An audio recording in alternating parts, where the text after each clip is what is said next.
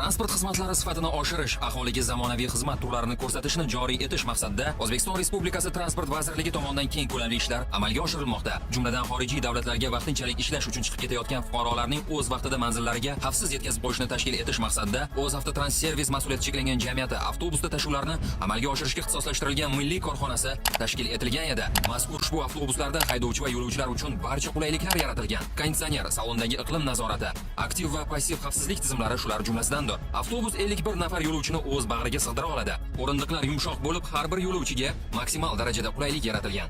Agar zarurat bo'lsa, o'rindiqlarni old va orqa tomonga siljitish hamda yon tomonga ham sozlash mumkin. Har bir yo'lovchi o'rindiq ustida havo deflektori va individual yoritish lampalari ham bor. Shuningdek, yo'lovchilarning qo'l yuklarini joylashtirish uchun salonning yuqori qismida maxsus joylar ajratilgan.